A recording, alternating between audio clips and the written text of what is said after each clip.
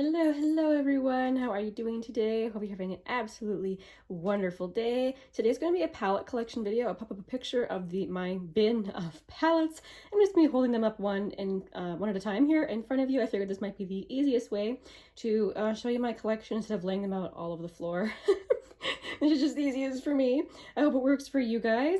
I do have my big mug, reaching across the camera here, my big mug of tea that I'm drinking. So let's go ahead and get right into this palette collection video. Shall we begin first with my Anastasia palette? So this is the Master Palette by Mario. This is going to be a spoiler for my Pan Those Eyeshadows. But this is what the palette looks like. It's been a favorite for many, many people for a very, very long time, including myself. I think it's gotta be one of my favorite palettes in my stash, and I think it's pretty fabulous. I also have the Subculture palette. Mine is a little bit stained. Really hard to avoid, honestly, with like this type of velvet packaging and then the shades being super pigmented. I feel like it gets super dirty. But anyway, this is what it looks like. I obviously do not have as much use on this one as I do in the Master Palette by Mario. I do honestly find this palette to be difficult to work with, especially like this 6-shade quadrant over here, really intensely pigmented, and the colors, you know, are just more bold. I hold on to it though because I do really like the shimmers that are in this palette, and I do like the colors. So sometimes when I'm in the mood to, you know, blend and spend time blending, I don't mind reaching for this one. Also, I don't really have these rich tones in other palettes, so if I want this like shade of eyeliner, for instance, I can just reach into this palette. I do have this Sultry palette. Look at how beautiful it is. I really enjoy this one. A very sultry, it is aptly named, mostly cool tone palette with, you know, a pop of coral there in the corner and some kind of warmer shades too, I feel, with this gold over here and such. I love this one. I think this one is gorgeous. And my last Anastasia palette, I do have the Norvina palette. This color story just sings to me. Like, I love the pinks and purples and cool tone mattes in this palette. I admit that the first time I used it, I was a little sad I had some trouble blending some of the mattes. But the shimmers are beautiful, and I was able to work with the mattes. I just had to spend a little bit more time with them. I'm honestly, you know, I'm not a master blender, so if a palette is very, very pigmented, sometimes I can run into troubles with blending, but I'm willing to put up with it for this color story. I think it's absolutely beautiful. I do have one Too Faced palette. This is the Natural Nudes. And I mean, looking at the color story, you can see why this is in my collection. Again, right up my alley. Some of the shimmers in this are very interesting. Texturally, like they just have some more like of a sparkly topper type texture to them, but I wouldn't call them true topper shades. They're somewhere like in between toppers and metallics. They're very, very beautiful. And I think that the mattes in this one are very easy to work with. Very pretty palette. I recently discovered Lorac. Even though this Lorac Unzipped palette has been around for a very long time, I recently just bought mine, and I love it so much, and I think I bought it just in time. I think it got discontinued. I was super bummed about that, trying to link that. I think it's gone, guys. It's really, really unfortunate, because this is gorgeous. This has got me hooked on Lorac. I instantly wanted to try all their other palettes, and I've managed to hold off buying any more, but I have a feeling that is one brand I will definitely be keeping my eye on because I love this one so much. You guys, the mattes are so easy to blend. You do not have to be a master blender to make your eyeshadow look good with this formula. This is really, really good. This is my one palette from Alter Ego. This is the Shadow Kiss palette, and this is supposed to be a dupe for the Natasha Denona Glam palette. And you guys, I didn't mention at the beginning, but I do think I'm going to be decluttering a couple of palettes in this little palette overview video, and I think this is going to be one of them. And I'm so surprised to be saying that because look at this color story. It's obviously right up my alley. I love these cool tones, and I have not reached for this since my first impression. I've had it for 9 months or something like that, and I've used it one time, which normally I could kind of excuse that with all my projects and things. Using other palettes sometimes just takes priority with things like Pan Those Eyeshadows, but I actually haven't even been thinking about this palette. I kind of forgot that I even owned it. And I was trying to think about why, and I think it's because when it comes to these tones, these are actually the same types of tones that I'm drawn to in buying singles, and I actually have a lot of these types of tones in my singles. So I actually created a palette of singles to dupe this. Let me quick grab that. Okay, so here's my palette of dupes. Here is the actual palette. So the palette of dupes, not exact, but I'm gonna be honest, when I'm reaching for these tones, I'm gonna reach for these instead. Some of these are among my very, very favorite singles in my entire collection. So I think I'm gonna do it. I'm gonna try and pass this on. I hope I can find a friend who enjoys these rich, cool tones, because I think it is a really pretty palette. I think the quality is nice and easy to work with. I just prefer my singles. I have one palette from Cargo Cosmetics. This is the the Tokyo and Bloom palette. Look at that color story. It's so pretty. It's so beautiful. Unfortunately, I have singles with these types of colors that I prefer over this one. I'm not going to declutter this one just yet. I like to wear the majority of the shades in here. The only ones I don't really wear are these two over here. These two both land in this realm of pink that I really don't care on my eyes, but the rest of the palette, very, very beautiful. I have one Dominique Cosmetics palette. This is the Latte 2. Isn't this cute? With like kind of the splashed coffee packaging. I think this is so, so cute. It was actually Mel Thompson who convinced me to buy this. I watched her tutorial on it. I loved how it looked on her. This is another really, really beautiful palette. I just pulled this into my Shop My Stash. I haven't used it on my eyes yet, so I cannot give you any review as to how that works, for me at least, but I do love the color story. Very much looking forward to playing with it. I have a couple of palettes from Profusion. This is the Nudes palette. This is a beautifully neutral palette with equal amounts of shimmers and mattes. This is another one I haven't used yet. It's currently in my Shop My Stash, but just swatching it, it's beautiful. Guys, this is such a fun brand. Like if you're tipping your toes into trying out eyeshadow and different eyeshadows, I would actually really recommend for a beginner to use these because they're so blendy. They're very inexpensive, but the quality is there. It's crazy. You can get Profusion at Walmart, and I had to buy mine at a different Walmart than my Walmart because mine didn't carry them. But if you have a Walmart near you that carries these and you're just kind of interested, I do think they're worth it.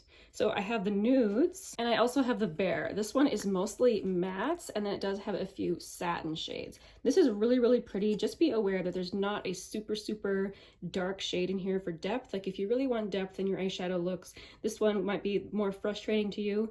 This one over here is as deep as it gets, and it's really more of a mid-tone, I feel. So just bear that in mind if you're interested in this palette. I personally really enjoy it. I have one palette from Persona. I have the original Identity palette. And I just spent quite a bit of time testing out this palette, and yes, when I think of a high-end palette formula, I expect the shadows to be like this. This is a gorgeous eyeshadow formula. While the mattes are very pigmented, they're pigmented in such a way that they're easy to blend and layer on top of each other. Like there's no struggle here, even for me. And the shimmers are just beautiful, smooth, like this. Yeah, very much. I bought mine on sale. If you're looking at it, I would recommend waiting for it to go on sale because it is a bit pricey, but if you're interested in this color story, I would recommend it for sure. I have a couple palettes from Tarte. First of all, I have the Tartelette in Bloom, and I recently just tried the Tarte eyeshadow formula, and I love it for the same reasons that I mentioned for the Persona. The mattes are so easy to blend, you guys. They're not lacking in pigment, at least not in the palettes that I have. And the shimmers are gorgeous. Like this is a beautiful, I feel like everyday work appropriate palette. And at first when I look at it, I don't know, my eye is immediately drawn to all these dark shades over here, which I'm just not really going to use. But when I cover it, I mean, look at that gloriously neutral color story. I think it's so nice. Again, I got mine on sale. It does go on sale from time to time. I like the formula. I think it's nice. Also from Tarte, I have the Juicy palette. This exact one was actually discontinued. Now they're selling a smaller version of it. It has most of these same shades in it without some of these neutrals that are in this particular palette. Again, I think this is really beautiful. I love the looks I created with this. I feel like it's a very intuitive, easy to use color story.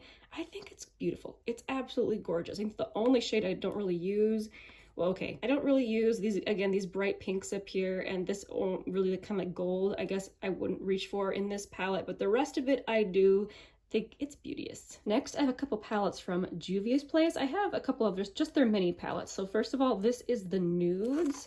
Again, a Beautiful, beautiful, neutral, everyday color story.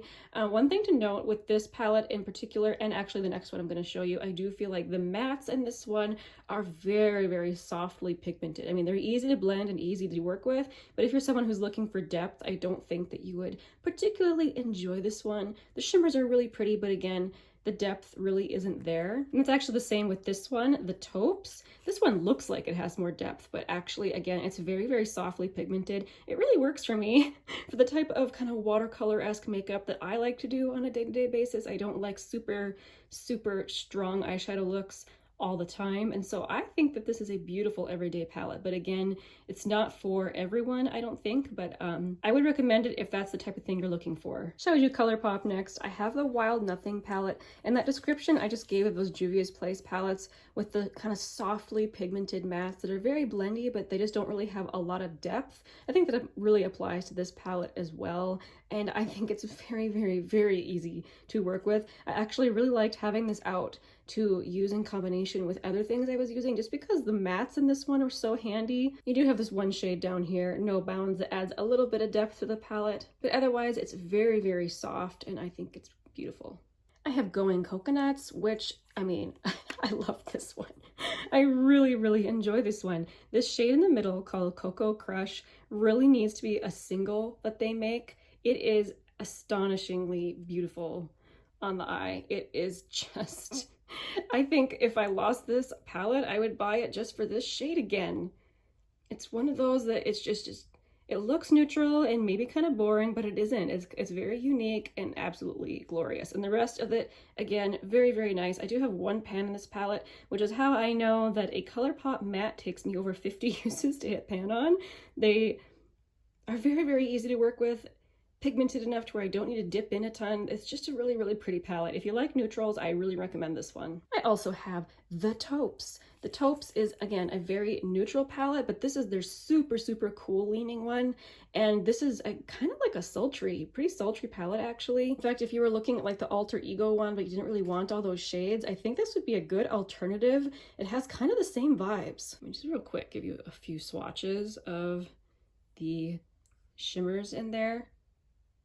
I think they're glorious. In my last Colourpop palette, I have Making Mauves, which this is so right up my alley. Actually, this shade here in the middle, I really don't care for on my eye. You guys have seen me point out that shade a few times in palettes. That's just a shade I really don't like on myself. I've tried it over and over, don't like it at all, ever. So I just avoid that shade. But I actually really, really like these as one and done matte shades when you are just looking for a little something on your eye to make yourself look a little put together. These types of light colors really work well for me and my skin tone. This is a Super Shock, which is starting to dry out a little bit. I can still make it work, but that one's drying out a bit. And I feel like this one has decent depth with these couple of shades down here. I really enjoy this one. Okay, let's quick do my Kaleidos palettes. This is the Flower Punk palette that was their spring release from 2021. I keep it in its outer packaging because it's so pretty. I cannot make myself get rid of it. I think this is the only palette I do that with. The front of this palette is very reflective. You can see the camera here. Hello! Let me quick take that off, but it is very, very beautiful. This is a magnetic palette, so it comes right off like that. The mirror is here. Hi! But the color story in this is so unique, and when I look at it, I see a duo, a trio, and like a quad. I kind of have a hard time mixing the different color stories together into one eye look, but I still really enjoy it. The Kaleidos formula is generally very easy to work with. I've run into one or two mattes that were a little harder to blend, but overall their formula is gorgeous. Their shimmers are glorious. They have both metallics that are amazing and also like the shimmery type topper shades I think are just so fun to play with. I'm glad I have this. It's something different for me. You guys have seen me show you a lot of different neutral palettes, so I'm happy to have one colorful one. I guess I shouldn't say one colorful one because all of my palettes from Kaleidos are pretty colorful. This is the Futurism 6, the Lunar Lavender. The packaging that Kaleidos does is always absolutely amazing. So good. So I keep this because this has the shade names on it. But look at that. It is so pretty. The only thing I don't like about this palette is that this purple, which I see that and I instantly want to put it all over my eyelid. For some reason, as I blend it out on me, it turns much more pink. and doesn't look cool lilac like I am hoping on me. I don't know if it's just my skin tone or if it's the actual shade. But yeah, this one just wasn't what I was hoping, but the shimmers in this, I wasn't planning on doing swatches, but this is like one of those topper shades. You see like the gloriousness of that? Oh goodness, it's so lovely. Yeah, on the eye, that is just something special. I also have the Futurism 5 Electro Turquoise. This is such a fun one because it has such a unique color story. I mean, who would have thought to put like bright orange with teal, but for some reason it works. I mean, look at, holy smokes, right? Oh goodness, it's so easy to work with, so smooth and creamy. Gorgeous. Okay, one more Kaleidos palette. I think this one has one of my favorite packaging. Oh, it is so glorious. This is the Futurism 3 Astro Pink. Oh, gorgeous, stunning. These two shades, not shades I reach for very often, you know, but when I want them, they're amazing.